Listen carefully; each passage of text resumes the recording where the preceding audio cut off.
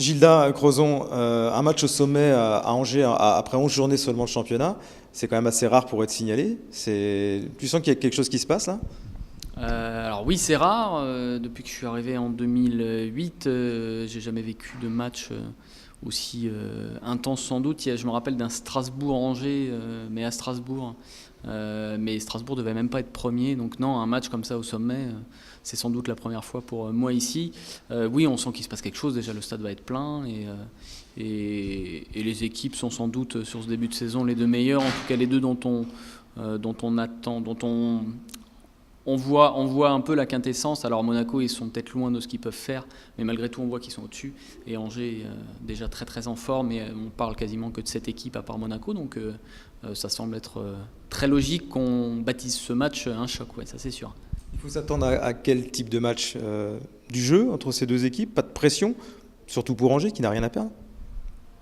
C'est difficile à dire. Même entre deux équipes joueuses, ce genre de match peut un peu susciter de la méfiance de part et d'autre, donc ça va être dur de s'avancer, mais c'est sûr sur le profil des deux équipes. Monaco est une équipe qui a besoin de marquer des buts et qui en marque beaucoup, c'est la meilleure attaque. Et Angers, à domicile, depuis deux matchs, nous montre des choses qui n'en font pas une équipe défensive du tout. Après, est-ce que l'une et l'autre vont pas vouloir s'adapter un petit peu au style de l'adversaire? C'est possible aussi. Ça va être un petit peu une surprise, et je pense pour Angers une nouveauté de jouer une équipe aussi relevée, mais on peut s'attendre à du jeu quand même, on peut espérer des buts, ouais. C'est quand même deux belles attaques du championnat.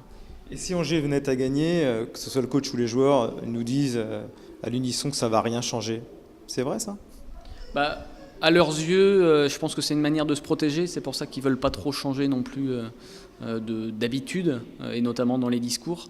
Mais par rapport au reste de la Ligue 2 et au grand public, s'ils battent Monaco, qui prennent 3 points d'avance, ils seront en tête. Ce sera sans doute que symbolique parce qu'on est encore qu'en octobre, mais on ne pourra pas faire comme si ça rien passé, hein, ça c'est sûr. Un pronostic? C'est jamais évident, surtout quand on est journaliste sportif. C'est difficile un pronostic, un SCO Monaco. Généralement quand les leaders s'affrontent, ça fait match nul, alors on va dire un match nul. Ok, c'est noté, merci Gilles.